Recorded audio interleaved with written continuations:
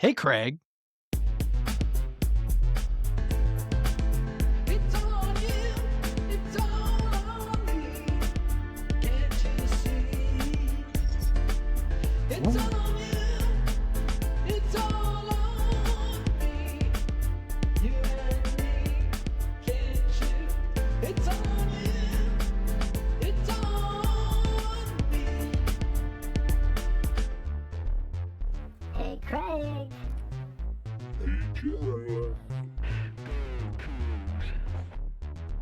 Right or wrong, we don't care.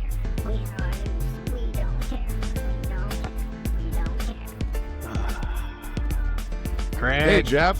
What's up, buddy? Hey, we haven't celebrated on the podcast that non-WSU football team that a lot of our listeners love Yeah. did something pretty amazing 8 Yes, days they ago did. as a recording. Yeah. So that's been a nice reprieve to what's been a shitty Wazoo sports winter, I would say. In terms of the actual games being played, Yeah. the basketball teams, but yeah, the Seahawks won the Super Bowl. That was fucking sick. And Yeah. um, It was. I mean, we're gonna assume that most of the folks listening to this are also Seahawks fans. Like I think that's a Yeah. pretty safe assumption, right? Like that's well, we know from our podcast Slack, like yes. there are definitely people that aren't Seahawks fans, but the NFL channel is mostly the Yeah. Seahawks chat. Yeah. I mean, it's about like, I don't know, 25-1 Seahawks to like, we got Ryan out here with the Cowboys. So, whatever that's about.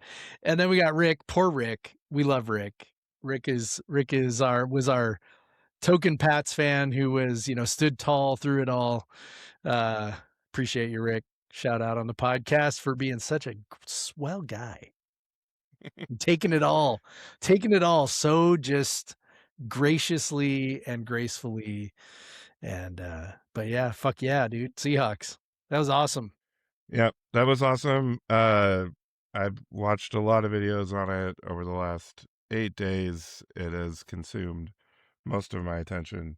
I definitely celebrated hard on last Sunday, still recovering from that in some ways. I mean, if I lived in a city like you did and I could just walk down the street and party with other people, I probably would have done that. But instead, I got to drive back from Lacey to Puyallup because that's where I was watching the game with my dad, and then I had to drive home.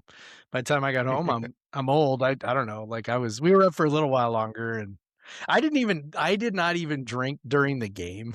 Because I'm down there. I'm like, man, I got to drive home at the end of this. And it's not even so much like I was worried about sobering up. It was more just like, I don't know, man, it's just going to make me tired.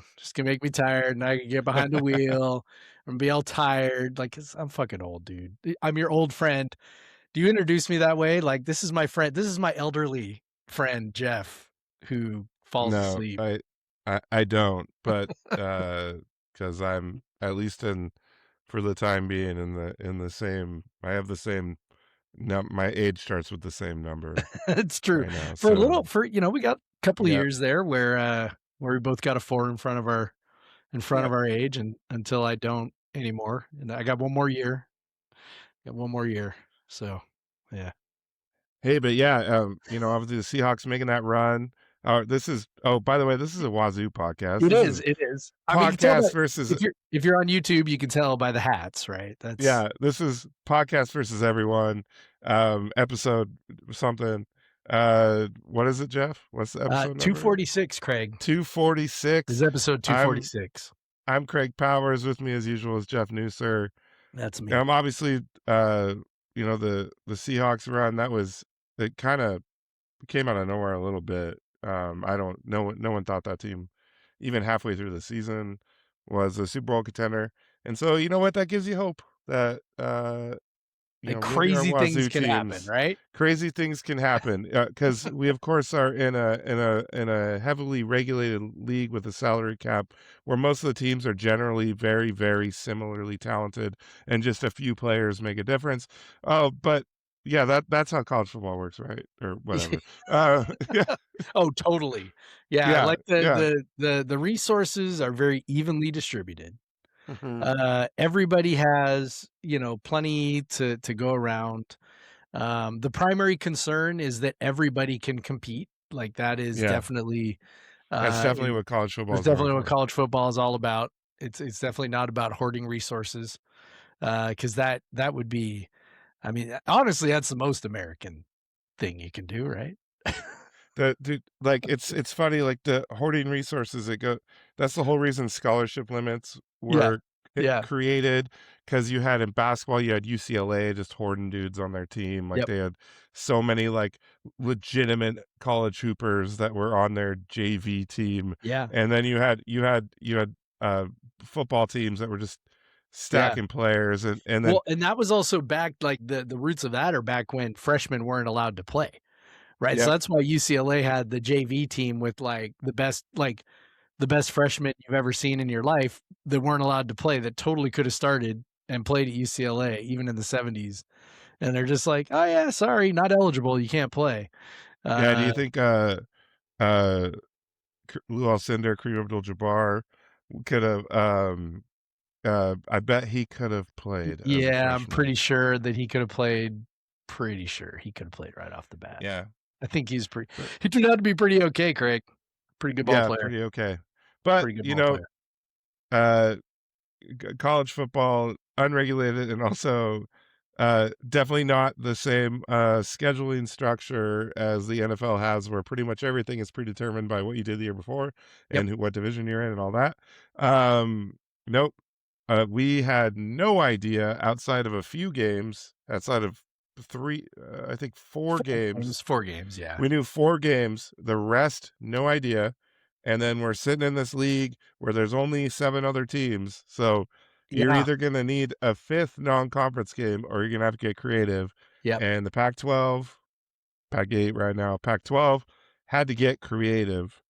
And so what they did is add a flex game, which they've already said who the projected um matchups will be. And right now it's projected as Oregon State Yep. on the last week of the season, November 28th. The flex game, we do know it's a home game, so it's at Martin Stadium. I hate how it lists Gisa Field all the time. No one calls it that. Come on. Like, Jake um, Bickert always did. I know, well, he's probably contractually obligated to call it Gisa Field. I just like to think he's actually that big of a dork. Like, I just like that he would, run around calling it Gisa Field. We're out here at Gisa. It's like, come on, man. Like, It anyway, is Gisa Field at Martin it is. Stadium, It so is. we're It's still true. alive. It is It true. says It is Martin true. Stadium on the outside still. That is true. But yeah, But yeah. so that was the big surprise. Yep. You say, although it was kind of to be expected, like Yep. because to get all of those teams, you're looking at the slots available, the teams that might be available to play a game, Mhm. where you're going to be able to put them in, and, having to play a late season game. WSU already had a hell of a time with that, with all their games last year, getting scheduled. So it just made sense. Hopefully, they're able to add. This is why you need to add another Mhm. team, Yeah. because obviously the Pac-8 back in the day got away with it because there was only 11 games in a college football season. We have 12 now. You need another conference game, so just to ease the pressure on Mhm. athletic departments to schedule. So they did this. It kind of sucks if we have to play Oregon State twice again, but Yeah, I mean, it is what it is. can I pick a bone on that one? Like, why did they do that? Like like I get so when okay, so obviously the rumors about what they were gonna do to add another game were floating around for a while.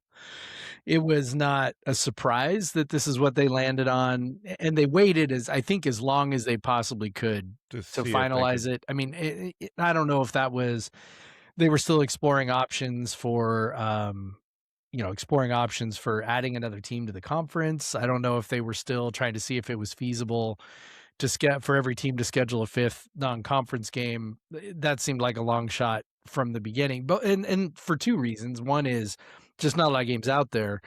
But number two, if you do that, then your whole league schedule is at the whim of wherever the other teams have openings, right? So Yep. be And so that building creates around that. more. Yeah.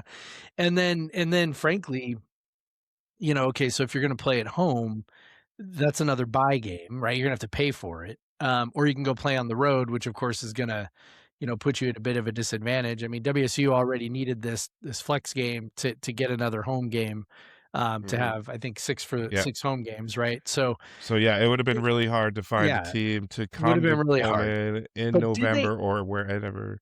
did they have to go with Oregon State again when we already I played them know. twice last year? Like I don't like I guess they're trying to like prop up rivalries, right? Because like Boise State plays Utah State, right? I think. Yeah. And then Fresno State, San Diego State, and then Texas State, Colorado State. So it's almost like these are the rivalry pairs now. I think that they're sort of going for, which makes sense, like to put a They do make rivalry sense. game at the end of the season. But it's like, fuck, man, we're gonna play Oregon State 4 fucking times in 2 years. Like, I don't know. I don't I kind of hate it. I was really hoping that Boise State would be that game, but I think also part of it, I think the other piece is that trying to balance it out so that we got that last home game. Obviously, we're already playing Boise State at home, so we wouldn't have wanted to play them on the road. Like, guessing that's probably part of it, but like, I don't know, man. Also, Whatever. it would have been nice to have the Oregon State home game be the October game and not the Yeah, end of November game. yeah, yeah. The after And because Thanksgiving game. because as because or look, our obviously our biggest draws in conference now are going to be Boise and Oregon State, Yep. and you're that's it doesn't matter how good the draw is if it's not UW, like it's going to be tough to Yeah, sell tickets. So you're like we obviously saw it last year. The yeah, Oregon State game was not super yeah. well attended. But I mean, yeah, but other than that, let's look at the rest of the schedule. Yep. Obviously, we knew we were going to open with the Apple Cup. That is just an insanity. Like it's just so weird. I love it. Obviously, I love it. well, I have yeah, always loved it. I've always wanted this. This is the dream, Craig. We just get that fucking game out of the way at the beginning of the year. If it goes great, we just ride on that cloud for the rest of the year. If it goes bad, we go, fucking who cares, man? We got conference to go play. It's perfect. It's perfect. but it is a tough start to the season. You're going at UW and at Kansas State, so you're making a trip. You're playing two Power Four conferences, although the Big 12 is really hanging on for dear life on that Yep. designation. Yep. They're lucky that Texas Tech got all that oil money. They all Um, are. yeah, uh, but uh, but yeah, so that's a tough start. Two purple teams Both on on the the road. road. Yep.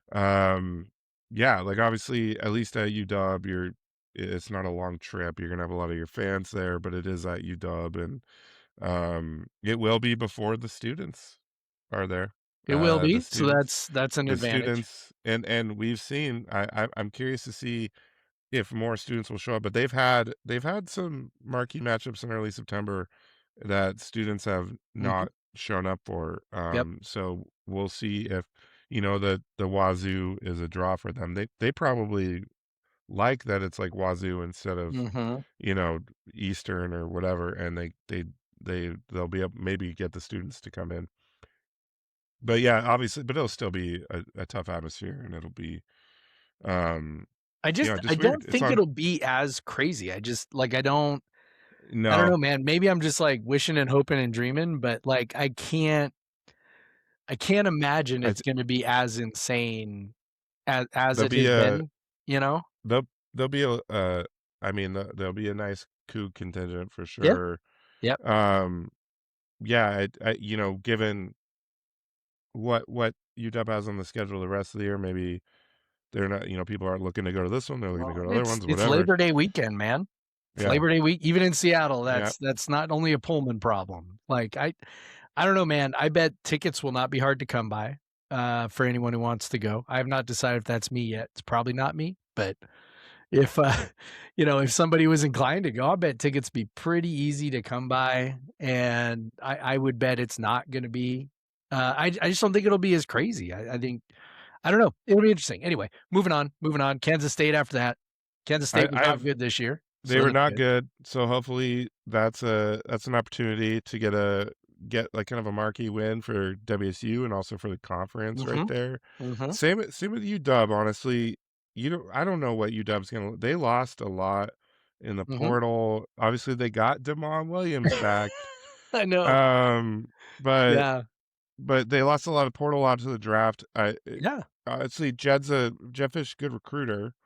He gets dudes in there. Yeah. Uh, but But they it's beat game him in one. Seattle. Yeah, obviously they were out for revenge last year. Mm-hmm. Um, but it was fourth quarter. It was within a touchdown, and then they just obviously scored every time they had the ball. Now, no, job number one, stop UW on at least one drive in that Apple Cup, and that'll be Yeah. great. Come on, Trent. The bar's pretty Yeah, low. You just yeah, gotta the bar stop is them very low. like one time, and you'll be in good shape, right? But yeah, but then you go to Kansas State, but getting one of these two, obviously if you're choosing one, you want the UW. Sure. But if you get one of those two to start the Yeah. year, You feel feeling pretty good. good. Yep. Duquesne at home, like you better be a win. Like Mm-hmm. then you get Arizona at home. So like Yeah. three of the first four, two Big 12 teams, ugh, and one Big 10 team. Ugh. Like just saying that is annoying as fuck. Like It this is. It's extremely uh, annoying. two former Pac-12 teams on the schedule. Would love to take them both out. Um, would love to take Arizona out at home. Um, that uh, that'll be a big game. I think that'll obviously that and Boise State will be the most well-attended home games. Arizona, it's a great date, the 26th. Mm-hmm. Just to it'll also tell you that like ain't no one gonna be at Duquesne. Um, with those 3 games in a row. The one people are not going to opt to go to is Duquesne. Um, though if they're going to go to 2 of the 3, it's going to be Arizona, Fresno State, probably. Probably. So I always hate this. It always happens. If we were a team in a larger city, and those 3, a lot of teams have 3 home games early in the season Yep. in a row. But in Pullman, it's rough because people just, I've done it before when you're going, I mean, obviously 2017 famously was 5 in a row. And anyone that did the 5 home games in a row should have gotten something from the university, some sort of Like you, badge, right? You did something all like, 5, didn't you? no, I had Oh, to I thought travel. you I had to did. travel for work. I Oh, missed the that's Boise right. State game, and I Okay. was traveling for something else. So I went to 3 of the 5. I Okay. know I know some people that went to all 5. I think the Andersons went to all 5, and they weren't the Andersons at that point, but they separately went Yeah, to yeah, yeah. all 5. Well, I think they were Yeah. together at that Yeah, I point, think so. but but yeah, like people that went to all 5 should have got a badge like that. Maybe that is our like the secret here to get people to attend. We start handing out badges or challenge coins or something for But I like was gonna say challenge coin, but yeah. but like they do it for students, like they did when the zoo Yeah, crew Zoo Crew did that. Yep, yep. did That's that when I true. was in school. Like I won a trip to the Pac-10 tournament Yeah. because I Yeah. got a certain number of points because you had to go to men's and women's games to get Yeah. it. Yeah. And I feel like so just we do could that do with that. adults too. Like if Yeah. you go to every game, I think the Sounders do it. The Sounders, you check in.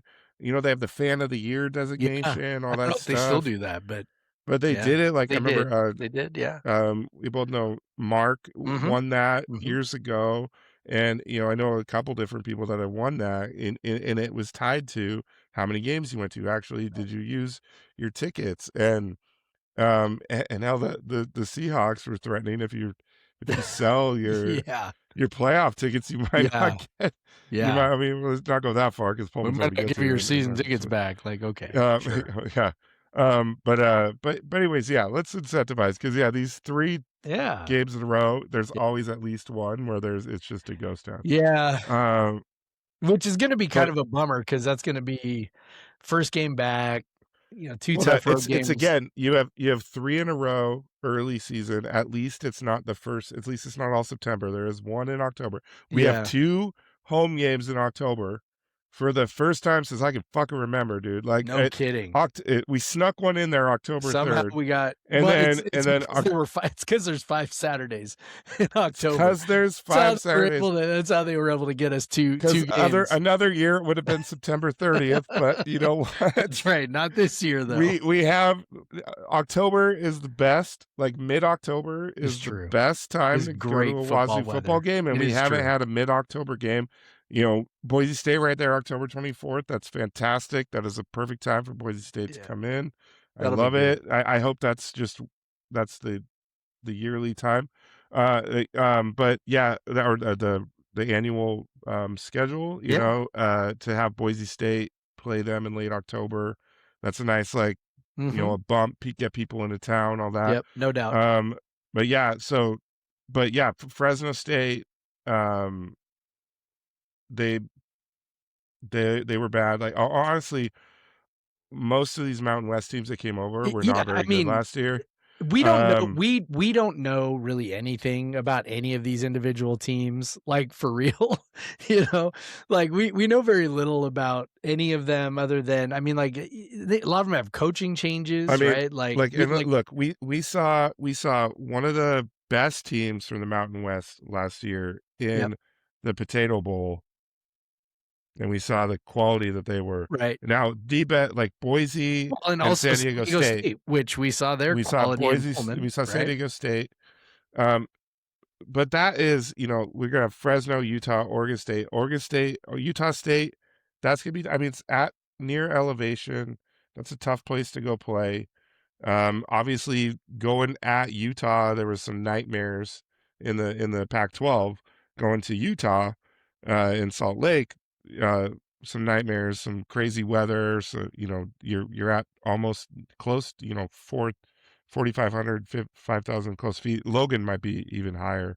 But yeah, it, so weirdness. And then at Oregon State, Corvallis is always weird. The 2 games they've lost the last 2 years there have just been so maddening. Like 2 of the most maddening Wazoo losses in recent memory New coach, were Craig. those 2. Yeah. New coach. We got that Kirby Moore magic. Yep. Well, That'll never happen again. third time's a charm. It'll never happen again. We got a third different coach. We Oregon got to get State. back to the 8, like Yeah. winning 8 in a row over Yeah, Oregon yeah. State. Like Yeah.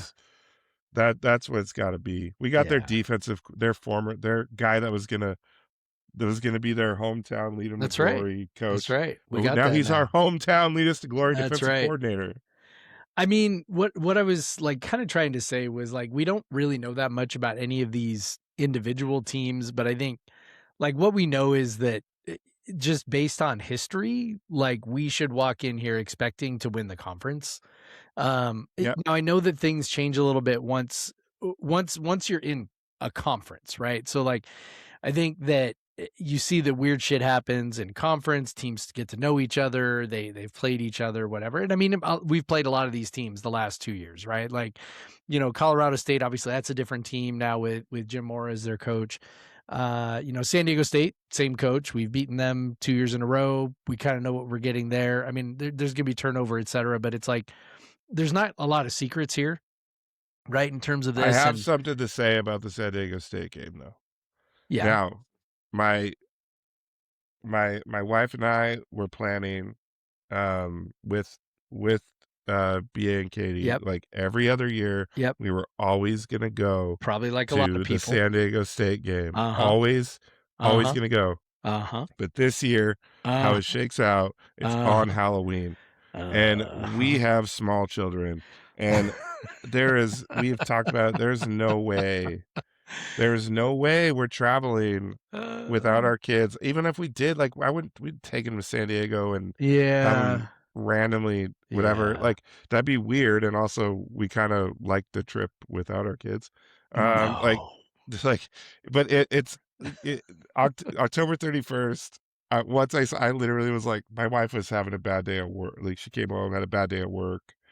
And I just go, I have some bad I've got more news. bad news. And she has been so bummed about that. And so Yeah. we're trying to figure out another game. We were sitting there like Yeah. Utah State. San Marcos, man.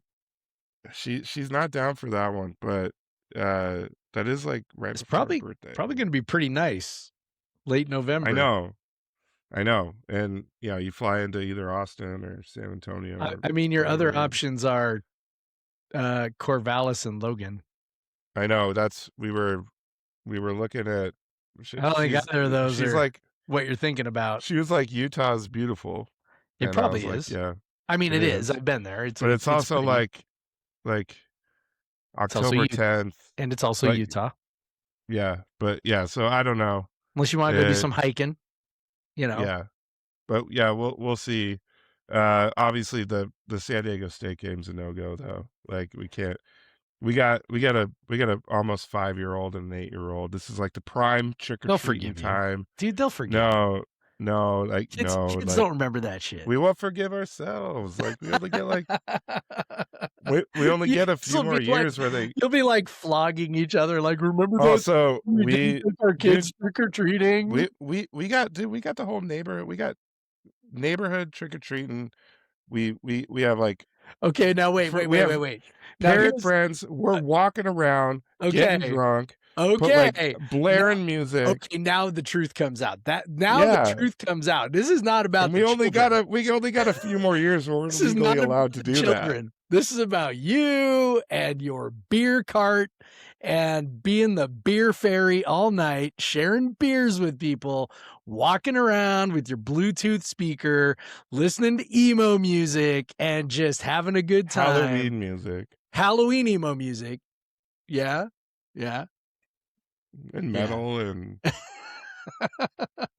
and like, dude, your kids aren't even old enough to know that you're blaming this on them, man.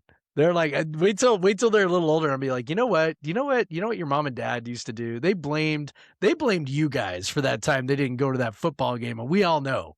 B talks about Halloween all year round. B would be really mad at us. Like if what if just for discussion's sake, what if you dropped B and Gigi off at my house and you guys went to San Diego and we took them trick-or-treating? Do you think they'd be like, where's mommy? Where's daddy? Or do you think they'd be like... Amanda would be devastated. See, that's what I'm saying. It's not about the kids, it's about you guys. Well, it's related to the kids.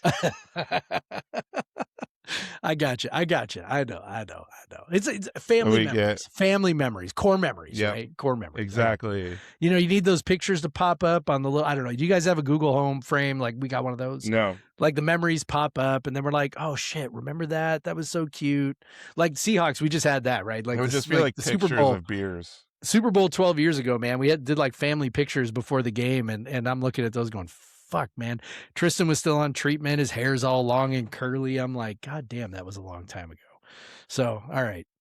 You win, make some memories, stay home, whatever. Yeah. But so my wife is devastated. Thank you, fucking Pac-12. Assholes. Any other week, the San Diego State. We did like, so in 2 years, it's only every like 6 years going to be on Halloween, even if they stick with this rotation. But yep. So I guess we'll go like 2 out of every like whatever 2 out of every 3 times they go. Well, hopefully they don't just like leave the same team on the same weekend. But on the next time it'll be Halloween if they're leaving the same teams on the same weekends.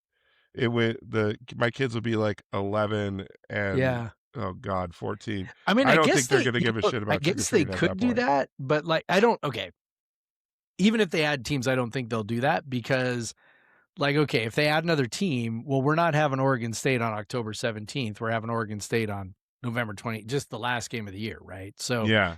So I don't know. It's That's probably going to get fucked up again. You don't have to worry about it. Yeah, they'll probably move like they'll move San Diego State, Fresno to the last week. They'll move Boise, Utah State to the last week, and all that.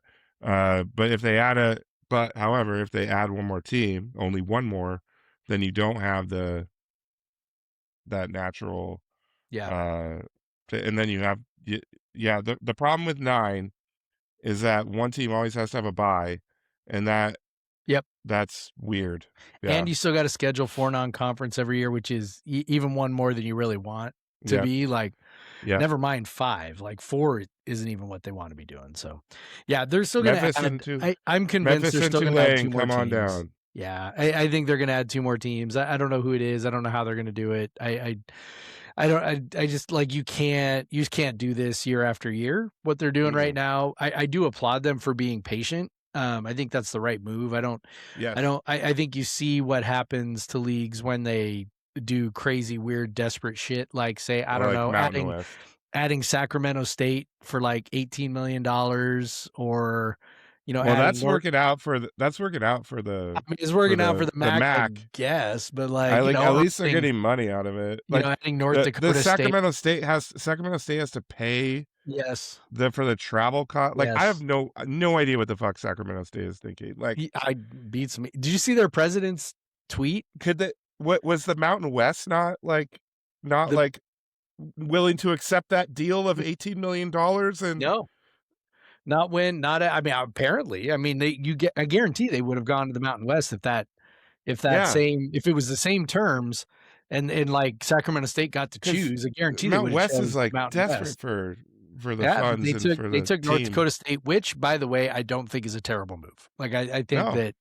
I think North Dakota State, they've got some pedigree. They're highly successful FCS program. I mean, I'm not saying that they're necessarily going to be great when they come up, but there's a lot of reasons to think that they might.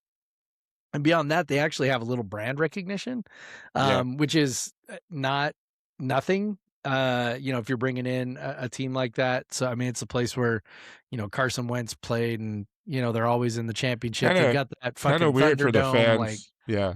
Kind of weird for their fans though to then move to like going from contending for national titles every year. I bet they're to- excited. I bet they're excited. Because it's like, like, okay, well now they don't have to play South Dakota State and South Dakota and North Dakota and Montana and Montana State. They can, they're probably going to be, travel partners with Wyoming or whatever and make a new rivalry there. And I don't know. If I was one of their fans, I'd be pretty excited. I think it'd be cool. But yeah, I don't know. It's cool. I don't know what the Pac-12 is going to do. I do think they're making the right move by being patient. Just kind of seeing how some things shake out. I don't think you can do this, forever. I wouldn't even want to do this for one more year. But it's, I think, trying to wait it out a little bit, at least, kind of see where some things land. I think. Well, that's the thing is like, well, we're going to have to see news about a team moving, like, I would think so. not like by the summer. Yeah. I Like, think that if it's going to be next year. I mean, most of the, I mean, if I recall correctly, the notification dates for all these conferences usually like basically the end of the school year, like June 30th or July 31st or something like that is usually what they are. So I think that, I think you've got until summer to try and get a move. I mean, I don't know who it is. Hopefully it's, I go back and forth on this. I'm sure we've talked about this before, but I do go back and forth a little bit. Like on the one hand, I would love to have, Memphis and Tulane, right? Like from a pure, football and competition, basketball. standpoint, that would be that. But also, I don't know, man. So, on some level, I think that expanding the conference footprint that much is a little bit of a fool's errand. I don't know. I go back and forth. I do know that, like, once again, I think this is, geography is the main issue here, where it's just like, there's only there are only so many fucking schools out here, right? Like that's kind of our biggest issue. Like, to begin with. you're gonna dip back into the Mountain West? Yeah, Like, yeah. Maybe UNLV is like, whatever, man. Your check didn't clear, so we're leaving. I don't know. I just know that like one of our biggest problems is like you go, Washington, there's 2 FBS schools, and in Oregon there's 2, and in California there's like 6. And it's like, it's a huge fucking state, right? Like Texas has like 10 or 12 or whatever on the same size state. Like it's, it just kind of is crazy the way it is. And I know Sacramento State's coming up, UC Davis coming up, whatever. But it's like, the point is that it's not the way it is. Nevada's got 2, New Mexico's got 2, Arizona's got 2, and they're both in the Big 12, right? Like it just limits your options so much. Yeah, If only there had been an arrangement where like 12 high level research institutions were all banded together and they were all like west of the Rockies already, and they were all already in a conference, and they could leverage that for media dollars. That would be perfect, Craig. that's crazy. If only that kind of an arrangement could have existed. Well, But if you we look don't at live in it, that kind of a world, Craig. if you look at the footprint of FBS teams, there are 12 like schools that really could have like R1 research Yeah, universities yeah. that could have accomplished Yeah, this. you know But, you know, obviously it makes more sense to have teams from the West Coast in a Midwest conference, Mhm, in an mhm. Atlantic Coast conference, Yes, in a Texas-based conference. yes. That's where they all belong, Yeah, that's obviously. where it's at, man. I don't know. Who can resist that? Yeah. Fuckers. All right, do we have anything else to say about the schedule? I think we should win the conference. I don't care. Yeah, I think that's the expectation. Like that like in this conference, And look, I that's what it know that is. people might I don't It's know, man. It's Boise, it's Wazoo Yes. and Boise, and maybe in some years San Diego State. Yep. Like And I it's know that like we taking a step back with our conference affiliation, whatever. I get all that, but it's like, we'll talk about basketball here in a sec, but one thing you and I know is that, basketball is a great example of how programs just tend to perform to a certain historical level, regardless of whatever conference they're in. And it's like what we've seen already, that even through our 2 years of purgatory, our 2 years of the wilderness, like we have been kind of right where, maybe a little lower, but like pretty close to where we've been. So there's really no reason to think that, moving forward, that we still won't be in that space. And we talked a lot already about, the recruiting Kirby Moore's done, and his, all the stuff that we feel is really impressive, the way yeah, he's building the roster, that seems like a really great way, a really sound way to build a roster, with a high ceiling, but also a pretty high floor. You put all that together.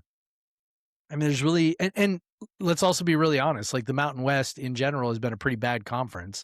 Now I know we took kind of the best teams here, but not all of them. Let me rephrase that. Not all the teams that we've took have been have been consistent high level good. Yeah. performers in the Mountain West, right? Like, so, yes, I think they're going to elevate. I think the Pac-12 is going to be, sort of a rising tide lifts all boats kind of situation. But Yes. I also don't think that like somehow, all these teams are going to magically be, top 60 teams, right out of the gate. I think they'll start approaching that. But like, I mean, like in terms of teams with demonstrated historical quality, it's us, it's Boise State, and that's kind of it. You could maybe put Oregon State in there, but they've just like their recent history is so bad, right now. Maybe Jamarcus Shepard is great. I don't know, but there's kind of no reason to look at that and go, oh yeah, here's 5 reasons why Oregon State's going to bounce back in a major way. But it's like, you look at the rest of it and it's like, yeah, San Diego State has been decent at times in its history. They're pretty bad Fresno too. has been decent at Yeah, Fresno's been times. decent at its history, but like historically, these are programs that typically rank, 80 and below. And so I'm sure some of them, one or at least one of them will pop up, maybe 2 of them will pop up into that sort of top 60 range like San Diego State did last year. But there's just like there's just no reason to think that we're not going to be in the mix, for a conference championship this year, and that's cool. Like I don't know, man. I'm not as I mean, this is probably a topic for another day, but I'm finding myself not quite as excited for finally being back in a conference, just because like I don't know, like I'm just like still it irritates the shit out of me that this is the situation. I'm Well, sure I'll it's feel differently. it looks a lot like that scheduling agreement we had Yeah, with the yeah, it Mountain looks a West lot two like 2 years years ago. ago, right? So I'm sure I'll feel differently come September. I'm Now, sure in I October when I what start seeing standings, but for right now, I'm yes. still just like, I fuck. that is my hope that if WSU, riles off, beats Fresno, Utah State, Oregon State, and Boise State's also 3-0 head in the conference headed into that matchup that, now people, hey, we're fighting. This is for potentially a conference Yeah. title this game. That trip to San Diego State, that's potentially for a conference title. That, honestly, that trip to Texas State, because I fully believe that they're going to be one of the top half teams for sure, like top 4, top 3 teams in the league. And because they really they showed a lot towards the end of the year last year. Yeah. And I think you're talking about what lifting, going to Pac-12, I think it's gonna be huge for Texas State. It's gonna be huge for a lot of these Yeah. programs, which we want. With they need to elevate Yeah. where they are for this to be a league that is contending for that one fucking G6 college football Maybe playoff 2, maybe spot. 2. I mean, they got 2 in this year, but yeah. Well, yeah, It's they're gonna make it, so it's only yeah, one. they're gonna make it impossible actually They're for already that. talking about it. They're I gonna make know. I it know they like are. It's we'll give terrible. them one. We'll Yeah. give We'll throw the you one other bone so we don't 90 get sued teams for one antitrust slot. shit. Yeah. Yeah. Yeah. So, but yeah, it, the non-conference part of the schedule, obviously, it's crazy. That's where the meat of the schedule is in terms of the games that people will be interested in. But this year, there's more games overall that I think will draw the average casual Yeah, I fan think than so. usual. That UW, Kansas State, Arizona, Boise State. Those games, Yeah. or the Oregon State games, Yeah. and those will draw people. But again, we're playing Oregon State twice, most likely again. We didn't even So address that, by whatever. the way. The only way that changes is if there's some sort of compelling reason. Like if Oregon State We're and us are yeah, first and second in the conference, then they but we might don't. swap that out so that we play somebody else and Oregon State plays somebody else, so that we're not Yeah. playing for a third time in the conference championship or whatever. Mm-hmm. But that's when they say flex, that's all it really means. It's not gonna unless there's something going on with it. And by the way, that might actually be why they scheduled Oregon State in that spot and not Boise State. That might Yeah. actually be why, because they don't. There's a possibility that we and Boise State are the 2 best teams, and if they've got us in that flex spot, they might have to flex it out, to prevent another a third time, right? So, Yeah. that might have been part of it too. But yeah, that's it. It's going to be Oregon State in that last game, unless for some reason we're both heading for a conference championship. I wish they still had the. I mean, I'm not getting season tickets this year again, but I'll be going to games. But Yeah. the old season ticket booklet that we got for a few years, it was very short lived. It was probably 15 to 22 or so, maybe around then. We would get actual book, and it had stuff in it. It had the tickets in a book. It had your parking passes and all that. It would have been. I really wanted to see what that ticket with the flex, What it looked like. says flex. Yeah, flex. They just put here's what they would do. They would get some linebacker or something and just have him flex on there and be flex, and he's just shirtless and showing off his 6-pack with his biceps and just being oh yeah, that's your flex, so that we can all just admire the wonderfulness of youth and vitality that is a college athlete And our world-class weight room yeah at yeah Wazoo. yeah all right All right, so should we talk beer or should we just skip let's right to talk beer. basketball? Let's do beer then basketball. Okay. All right, Jeff, what are you drinking? I am so this past weekend my wife and I went and stayed for the weekend at Skamania Lodge down there near Stevenson, which is a beautiful place. We enjoyed being there. We spent the day. So we went down Saturday, spent Sunday, yesterday, as we record this on Monday, went down to Hood River. And Hood River is known for many wonderful things. But like a lot of cities in Oregon, it's known for wonderful beer and brewing. Mm-hmm. And one of our favorite, both Craig and I favorite breweries is Freem Beer Brewers, Freem Family Brewers. And so I'm drinking. So I brought back a number of things. This one, so this, as I was drinking and I was having all sorts of different things, I asked Craig, like, I took a picture of the tap list and I was like, what do you think I should have next? And, Craig's like, I would try this, or I would try this just for weirdness sake. So I tried the other one. So I didn't try this one on tap. So I grabbed a bottle. This is the Vermouth Barrel Aged Rye Imperial Brown Ale, which, by the way, as it says, is humbly offered.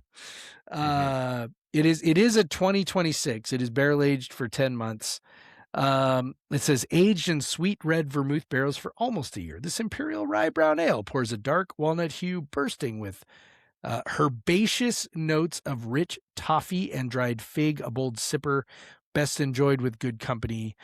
So I would say I'm not a big vermouth drinker, so I'm not like not where I can like sort of point out like, oh, Well, I that's would the that's only the like vermouth. what I have sweet vermouth in is typically because my favorite cocktail is a Yeah, it's a Manhattan. Manhattan, right? So that's when I would consume Yeah, vermouth most of the time. but I would say like it's definitely got some sweetness to it. The toffee flavor. It's a very pleasant beer. A little, like I said, yeah, a little sweet.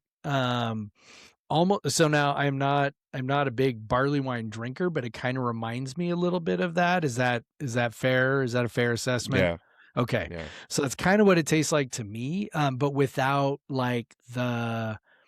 sometimes for me, barley wines can be a little syrupy.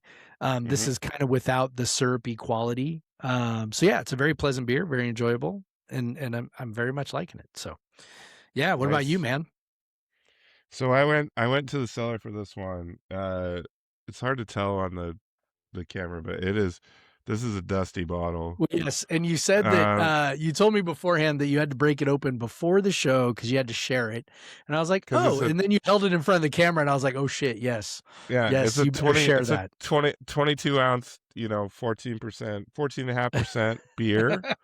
It's Fremont Bourbon Barrel Aged Dark Star Holy 2015. shit, 2015 This this beer moved with us from Olympia from to Olympia. Tacoma. Yeah, Um, my mother-in-law Joyce moved all my beers for me. I was traveling for work. She did that. that's I amazing. at That the is time love. it was roughly like 180 beers, and I'm just think you know how heavy a Yeah, 12 pack of yeah, I glass do. bottle beers Yeah, I is do. like, man, like I've moved those beers before, and it is exhausting. I mean, So every single one cheers. of those bottles is a pound and a half plus the glass, right? So we're Yeah, thinking probably yeah, 2 pounds, right? Two yeah. pounds per bottle. Yep. So 12, you're getting like the box is roughly 25 pounds, and you're lifting Yeah. that over and over and over again. You're And carrying goddamn, it, Joyce is carrying it out. not a big lady, but she's Joyce, wiry just strong. She's yeah, wiry strong. She's got that but yeah. gardening, those Joyce gardening moved muscles. this. Moved this beer, and then it was sitting on the shelf that my father-in-law Don built for me Impressive. downstairs. You are well So loved, my man. I have to give him the shout out for that. There But we yeah, it's go. 2015. I was thinking, it's a Seattle brewery. Seattle had exorcised a demon from Yes. 2015 Yes. this past last weekend. So that was my thinking. I love So that. I found that beer. It's got the nice little that kind of looks like the blue from the It Reeboks does. It does. It does. Yeah. Seahawks jerseys, like Yeah. Yeah. those do you The remember that glue. Jeff who on the was Slack calls it glue. The who gray blue. who that there was a guy that had the Tuesday Morning Quarterback article on ESPN on like page 2. Okay. I can't remember what his name was, but he always had like nicknames for a lot of the teams, Yeah. and at the time when the Seahawks had those jerseys, those like Matt Hasselbeck era Yeah. jerseys, Yeah. he called him Blue Man Group. Oh shit. That's pretty good. That's pretty good. Yeah, I think it was like I want to say Greg Rosenthal. Like Might be. that might have. It might be. Yeah. He had some big. He always had the kick early, go for it late, Yeah. like section. Yeah. Um, Those yeah, and uniforms were hideous, man. they were They hideous. were They hideous. were, The white ones weren't half bad. The white ones were okay. I've the still got a Marcus blue was, Trufant white one. It's not because yeah, it's got the blue on the shoulder and the yeah. sleeve. Kind of looks cool, It was but just like, yeah, the blue, terrible. like the fully blue look Yeah, with it was that color awful. blue was It was a weird. terrible, terrible shade of blue. Yeah, Like the it's shininess so on it was so terrible. Like it's all terrible. so Although dated. except Beastquake happened in I know, them. that was the last year. No, That's it was the kind second to of last year of this is them, I yeah, think. that was the no, I think it was the last It year was the last of year of them. them. Yeah, yeah, the last Might have year of been, them. yeah. Pete Carroll there. No, I Anyways, think it was the yeah, second there's last year, but not a lot of good no, memories in those because the silly next things. year, no, because the next year, Sherman's rookie year, he wore the Blue Man Group jerseys, Okay. and All then right. then Russell Wilson's rookie year was the first Okay. year of All right. the Ugh. new navy blue ones, which are now the Yeah. obviously most successful uniform in Seattle sports history. Yeah. So, well, I outside of well, Sounders always have different ones. Yeah. Yeah, that's true. Uh, I don't know. But yeah, so yeah, I'm drinking a beer from fucking 2015, dude. That's awesome. I think this is like, this was probably released in September of 2015. Yeah. So this Well, beer is 10 and a half years old, yeah, and roughly. that beer, by the way, that beer would have And it come was, out just well, not by the way, too well, before that, it was aged for it was a blend of 18, 12, and 8-month bourbon barrel aged dark star. okay. So the oldest beer in here is what, you go back like at Yeah. 12 years old or Yeah, something like roughly that. about the time of the last Super Bowl win. There was beer in this that was brewed 12 years ago, The last time and we I'm won a drinking Super it Bowl. right now. It's Yeah. perfect. Yeah, so Yeah. it's really good still. Like it Yeah. I bet it is. the coffee has long since faded. Yeah. It's leaving maybe like a bitterness behind, but it drinks really well. The guy who runs this program came from the Goose Island bourbon barrel Mhm. the Bourbon County The original, yeah. program, so he knew what he was doing with these beers, and they age so well. Like there's no there's very minimal oxidation, like I would say almost none, and which is just so crazy, and it tastes so good still. Like it's always been just the Fremont Bourbon Barrel Dark Star. You had the coffee, whatever, but it's always just been Yep. an amazingly well done barrel aged stout, and Yep. this fucking 10 and a half, 11 years later is still killing it. Like it's so impressive. Yeah. So I don't feel so bad with all those old ass beers I have sitting down in my basement. It's good. I love it. It's fantastic. So yeah, great beer, I not guess so we have great to talk basketball. basketball now. Uh, we have two basketball teams. I know that. They exist. They exist and they are playing games. They are. They are They playing games. continue to play games. Not this weekend, Um, though. At least for the not men. Not yeah, this weekend for not the men. the men don't play this weekend. So Did not play this weekend. did not play this weekend. Yeah, they did not play this weekend, but they obviously have two games this week. Yep. Obviously against Pacific. Now, as has happened often, this season, last season, there are periods where your hopes are lifted Mhm. Yep. and okay, they have figured it out. They're Yes. turning a corner, Yes. and then they go and lose in Corvallis. Shit. They Yep. understandably lose the next two games, but they Yeah. had every chance to beat Santa Clara. Uh-huh. Uh-huh. You just maybe don't maybe play some defense, just a little bit, Even just a just tiny bit. the tiniest Just bit the of tiniest defense, amount. and you can beat Santa Clara, and you're set up to, finish in the top 4 of the league, get those like triple bye and like all that. No, you don't beat Santa Clara, and then you just get absolutely embarrassed in Spokane, Yep. at Gonzaga, Obviously, the when Gonzaga played in Pullman, it was tight for 35 minutes, or, whatever, 25 minutes of the game. You're like, okay, like eventually the talent won Unsustainable out. three-point shooting, but whatever. Yeah, At least it unsustainable was 3-point something. shooting. But that shooting did not happen in Spokane, and honestly, Gonzaga loves to beat the hell out of Wazoo for Mhm. sure. And they did. That game Yeah. was never like it was close at like what 6-6 or something like that, Yeah. and then it was gone from I there. mean, we've been waiting for I mean, we've sort of come up with this term, the David Riley face plant, because over the last 2 years, we've seen it multiple times where, a game, they just come out and they're just not competitive. And honestly, where it's shown up the most has been teams that they should beat. Where they come out and, Well, like yeah, and the Oregon State game, they came out they well, did. They and were and they were they up 17 points in that game in the before they second fucking collapsed. half, and then Yeah. they lost by Yeah. And 10. so, like, these are like, we keep talking about David Riley and the issues there, and it's sort of like it's like, which team are you gonna get? Are you gonna get the one that plays well start to finish? Are you gonna get the one that plays well, but then gets in kind of a tight situation at the end and then falls apart? Or are you gonna get the one that doesn't show up, right? Like which one of these three are we gonna get? And against Gonzaga, it was the no-show, which honestly I didn't expect.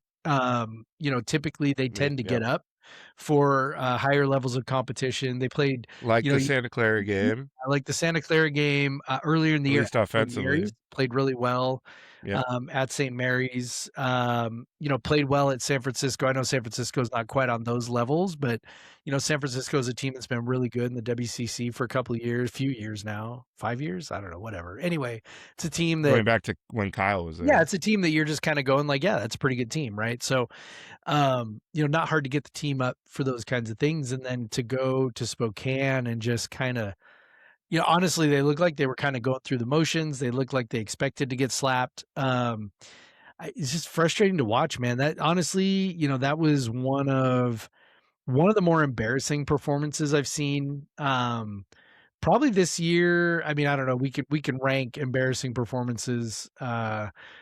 Davidson was one. That was one. Idaho was embarrassing for a different reason.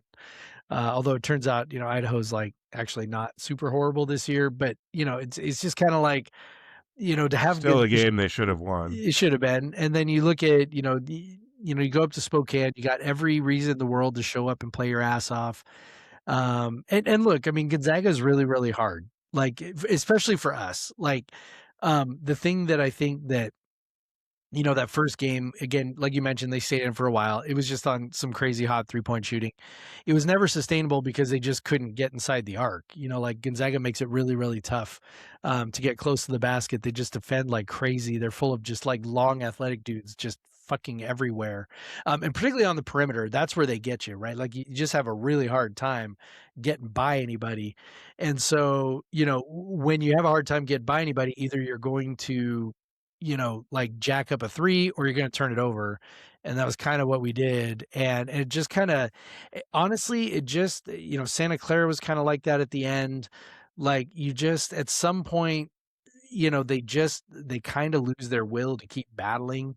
And just against Gonzaga, they lost their will real early. So it was super embarrassing. It was hard to watch. I fell asleep for the last, 10 minutes Well, or so. yeah, I mean, you came I off don't that know. Portland win where they absolutely ripped Portland, Yeah. and you're thinking, okay, like maybe you can get Oregon State, maybe you can get Santa Clara, and then suddenly you could be 8-5 in the league, Yeah. and you're set up for the rest of the year. You're set up to finish above 500. You're set up Hmm. to get into the top 4 of the league, Yep. all that. But then you just come out, you just completely blow it against Oregon State, Yep. and then you don't defend against Santa Clara, which At is all. just like happens so often Yep. under this coaching staff, and then obviously just you get blown out by a really good team. Yeah. But it just in the manner, yeah, like it just never was close. Like it Well, was and it's like one of the reasons why David Riley got this job was partly because he made life so difficult on better teams when he was at Eastern. And we just like, frankly, haven't really seen that much. I guess maybe a little bit last year during that hot start We first got half of the that. We got that season. St. Thomas win, man. Yeah, Got that but St. like, Thomas win. God, and you just look and we haven't beaten a top 100 team all year. It's like, but you can guarantee we're going to lose to somebody. And not for trying. They've played plenty. Yeah, they've played plenty of them. They were close against Arizona State, close again. They've played nine. They've had against 9 top USC. 100 games. They've played all these games and still, close against St. Mary's. And they do have another chance this weekend against St. Mary's. I think they have a decent shot. Pacific could end up being in the top 100. But if we beat Pacific, they won't be. Probably not get them in top 100, right? So, I mean, that's kind of the way that goes.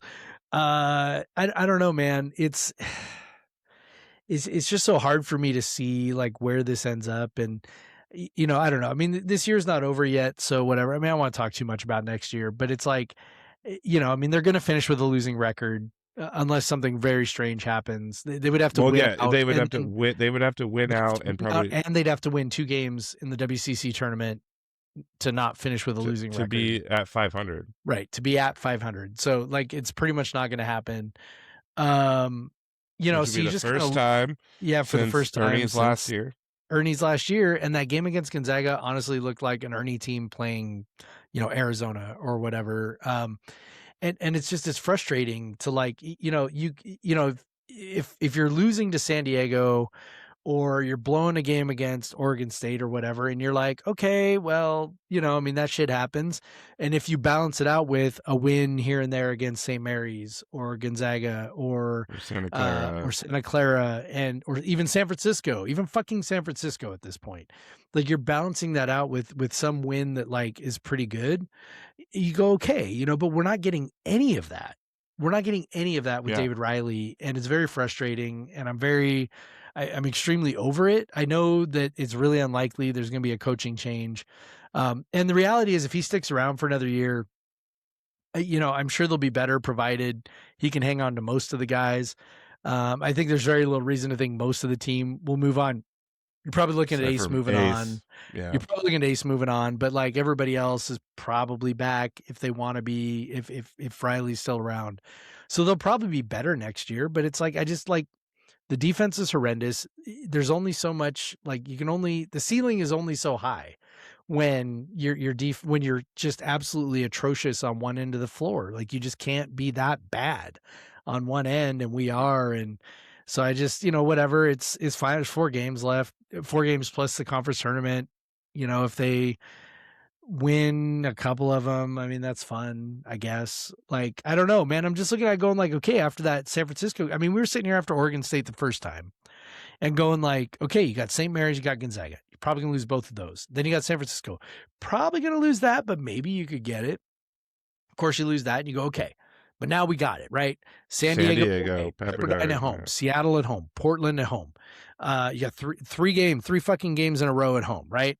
And then you've got Oregon State away. And you're like, okay, those are 5 winnable games. You really could win all 5, but you need to win at least 4.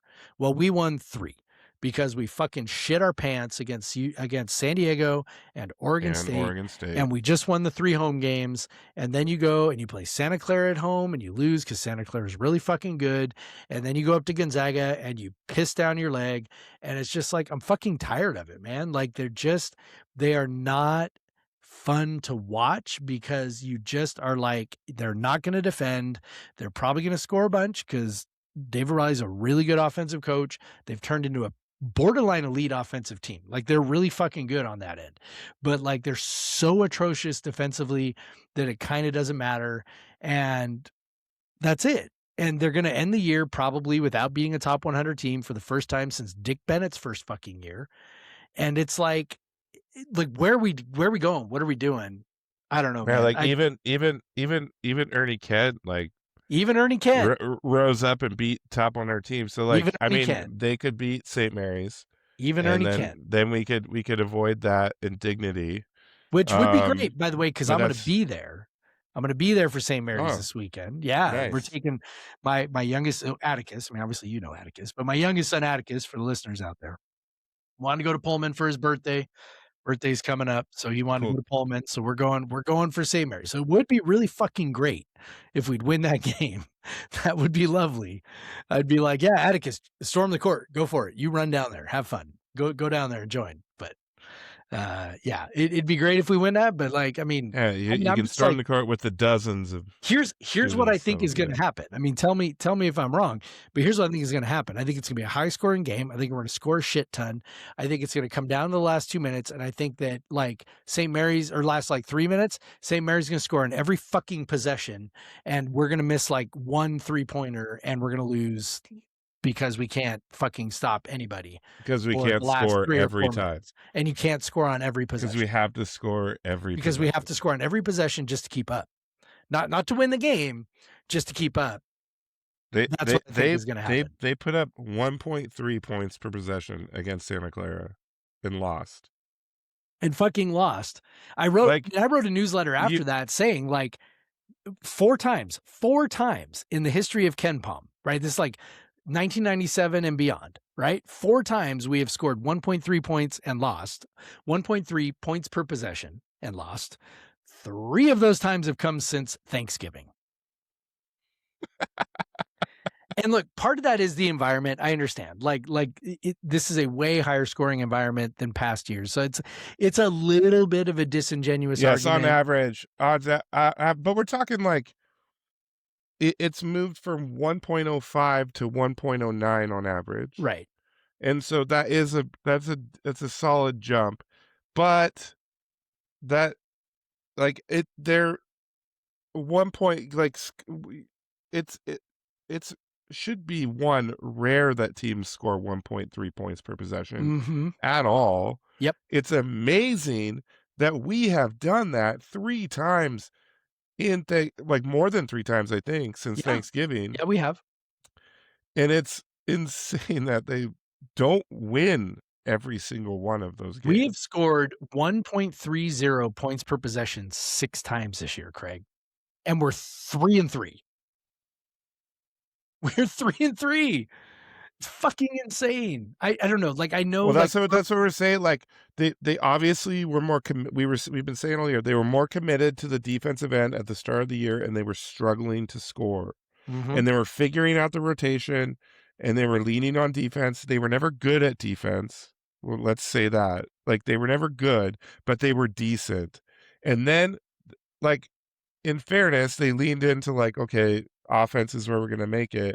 But apparently in doing that, they could no longer play defense. Right. Which Can't is do just both. kind of crazy. Like if you are scoring more, that means you are preventing the other team from getting out on the break more. You're setting your defense more. Theory. You shouldn't like why in theory, but does any team get beat down the floor more for a fast break bucket after a make than after us? a bucket? Yeah. Like we make, and then it's like, yeah, look at us, high fives, and then it's like the other guy is like streaking behind our defense.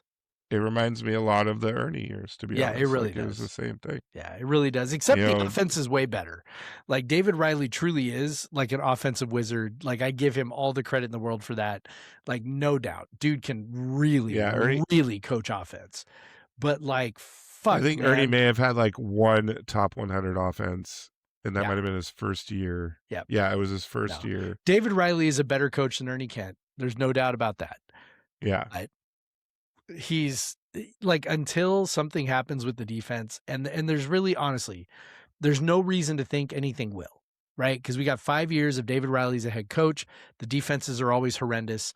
Like there's no reason to think it's going to be any good ever, right? Like maybe he finally wakes up and goes and hires a new defensive coach, but like Riley's 5 years of adjusted defensive efficiency, national ranking.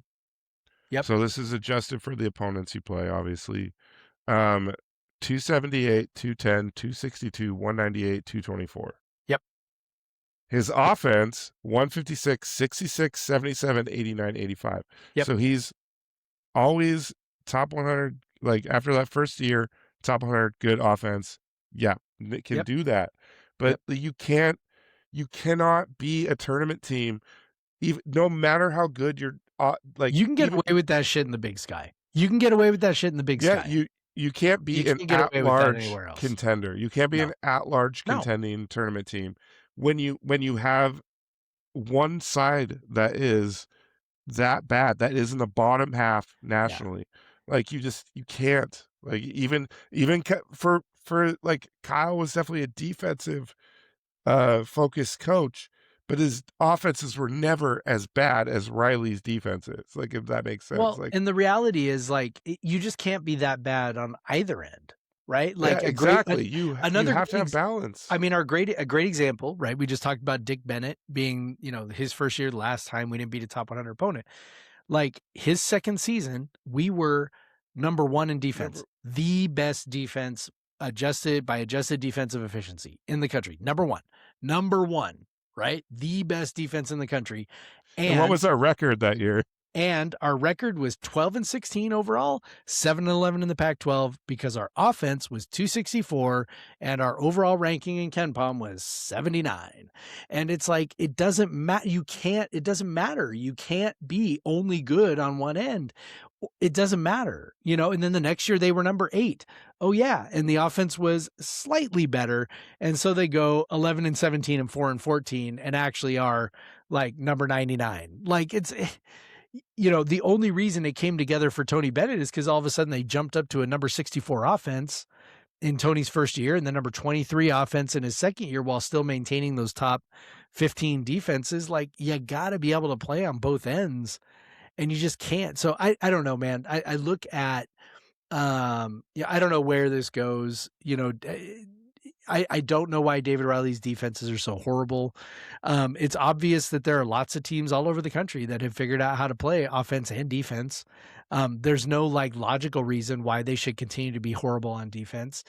Obviously they're not getting coached properly. Like that's obvious just watching them. But at the same time, I don't know what the solution is because I don't know, like, is it just that whoever, the defensive coordinator guy is terrible? I don't know. I don't even know who that is. So sorry if your family's listening that I'm impugning your good reputation, but like the defense fucking sucks. And so do you just hire a new defensive coordinator? Maybe. But also like, I mean, has it been the same defensive like you said, coordinator for 5 years? We have 5 years. Right. And so is it like 5 years of the same guy? Or is it just like David Riley thinks he can coach the defense and he really can't? And it's just like hubris. Like I truly do not know the answer, but what I know is 5 years, like you said, 5 years of the defense being horrendous. And so there's no reason to think year 6 is going to be any different. On a physical and athletic standpoint, there's no reason why these guys should None. not be able to play defense. None. They have good sized guards. They have a shot blocker in the middle. Yep. They have strong 3s and 4s. Yep. Like they definitely could these dudes could be coached up Yep. to play defense. Yep. And that's what's frustrating. Like you look like Emily Yalaho and I mean obviously he's not he's been suspended, but Ugbo, those are guys that you could have match up against most guys in this conference. Yeah. And you and then you have ND in the middle when Tomas is healthy. Obviously he hasn't been. We got to talk, we have to give that. But Adria Rodriguez is a very long guard at the top. Yeah, solid defender. Ace is very strong. Jerome is very long as well. Yeah. They're not a small team. No. Like they're mostly just disorganized, man. Like it's not. Yep. It's not for individual talent. Like, and again, we go back to Dick Bennett, and we're not expecting classic Dick Bennett pack line defense. But the point I'm trying to make is, we're not expecting the number 1 defense in the country, right? But it's like back then you could go like, were those the most talented athletic people in the world? Obviously not. They had no, right? no. Let's talk about the fucking roster that got the number 1 defense in the country in 2005. Yes. No, like it was freshman Robbie Calgill, freshman Derek Lowe, seniors Verum and Kaladi, Josh Okoye playing 27% minutes. Freshman Kyle Weaver. Yep. With all these dudes, scrawny dudes, freshman David Harmline, Randy Green was playing minutes. They did, by the Chris way, I Schlatter was gonna say was still starting. they did He have a was senior Chris Schlatter. So 6'6" power forward was still starting on the team. Shammy Gill even played 9 games that year. Yeah, he got hurt, but Jeff no, Verum. dude, I'm talking like I the know. front court of Jeff Verum, Robbie Cowgill, and Chris Schlatter was the number 1 defense in the country. And look, nobody's expecting Dick Bennett results. Like, it's just obviously Dick Bennett is But a we're just saying, savant, like, you don't like if you have athleticism, if you have size, if you coach them up, they can play defense. Like Kyle Smith, that was his philosophy. Yeah, there's just no he reason just why brought they in can't dudes defend. with size and athleticism, and he coached them to play defense. There's no reason why they can't defend better than they do, and there's no reason why you can't be good at offense and at least decent at defense. Yes. There's no reason. Yeah, there's no reason. Lots of teams do it. Lots of teams do it. So that's been our joke all year, is like, if they do play defense well in a game, they don't play offense well. Like, and if they do play offense well, they don't play defense well. Yeah. With like notable exceptions of like the first Oregon State game and the Portland State game, and that's the only ones. Yeah. But yeah, I don't know. I'm just I feel bad we didn't record after the good times. I know. But yeah, and we could have been like, because you and I were like, okay, it's turning around maybe, but then it turns back the other way. Well, we'll make a show in another week.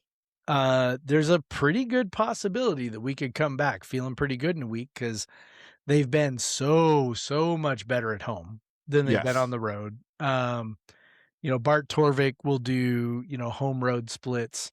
When they're at home, they play like the number 102 team in the country. When they are not at home, they play like the number 168 team in the country. Now, obviously, all teams play better at home than they do on the road. Maybe I shouldn't say all, but I imagine most, right? The vast majority. But I would say those are maybe larger splits than most teams. I can't say that for positive, but anecdotally, that seems like larger splits. I mean, we've only won 2 games away from home all year long. And we're 8-5 at Beasley. So I think there's a pretty decent chance we beat Pacific. Pacific's a pretty decent team, but again, that's a team that we can beat, no doubt. Yeah. And then St. Mary's, and that's a team that obviously we showed we could hang with, even on the road. Now we got them at home. So I think there's a pretty decent chance, Craig, that we come back in a week and we're having a conversation about whether this team's for real this time. Are they real this time?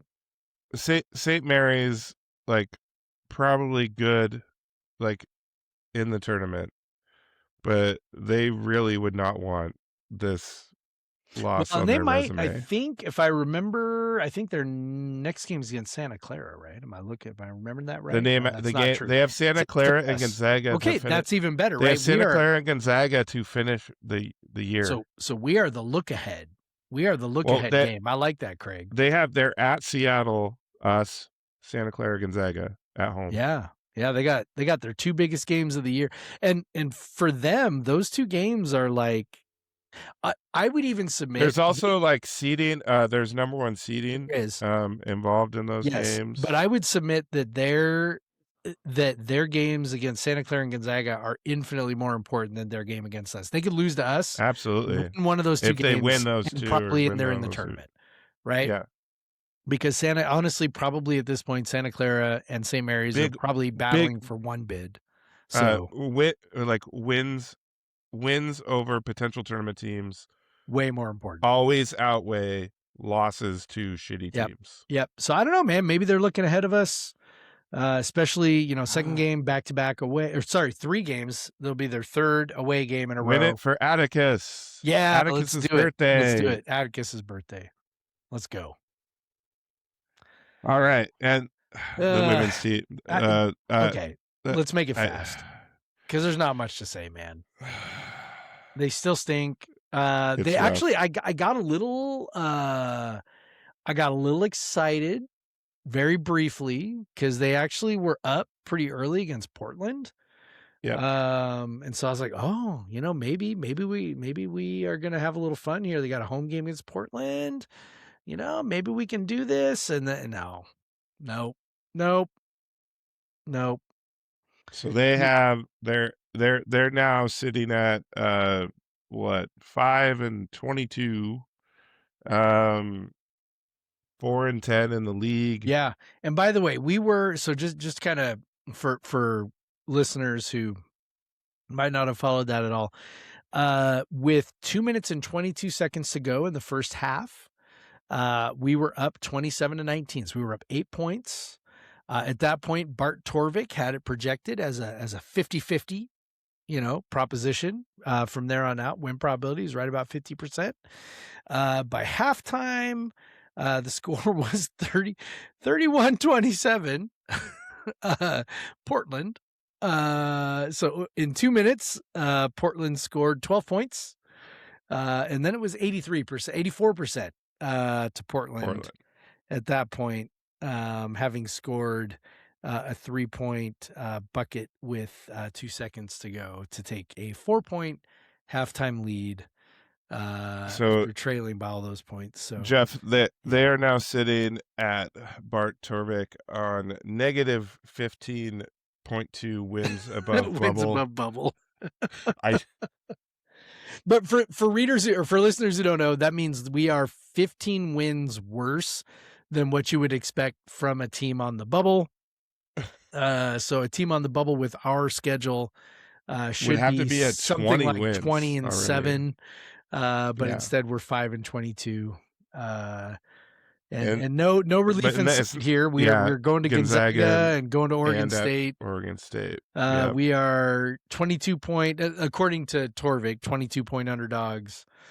In that Seattle home game. As a win.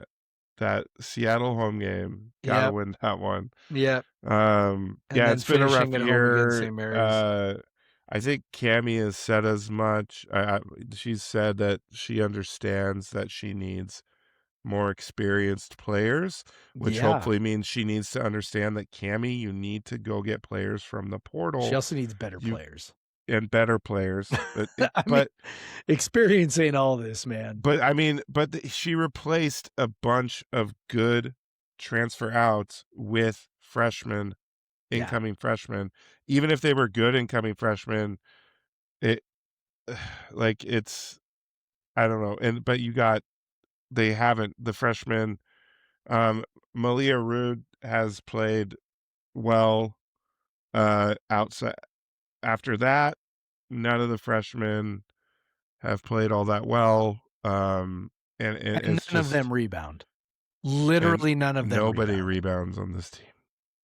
Except for Charlotte Abraham is a pretty decent defensive rebounder. But that's your 6-foot guard is your best rebounder. That's not great. It's not great, especially when you have a 6'6" center.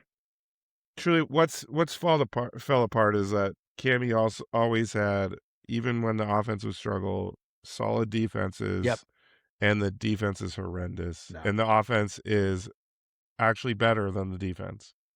Which says more about the defense than it does about the offense. But yeah. I mean, they are okay offensively. Malia Rude has been a pleasant surprise for sure. LA Villa, they've got more minutes because Colville got hurt. Yep. And she has played well in those minutes. And Charlotte Abraham is a nice piece. She was pretty good as a freshman, has been better this year. So that's great. But it's kind of like, man, you got about 3 starters like going forward. If you're thinking about like, okay, next year, presuming you can keep LA Villa, like I'm not presuming anything at this point. If you can keep her, then you've got 3 pretty okay starters, but somehow you got to get some rebounding. You got to get more athletic defensively. And you got to get some fucking shooting, man. Like if only you'd had multiple players who could shoot, who all transferred out of your program, like that would be weird.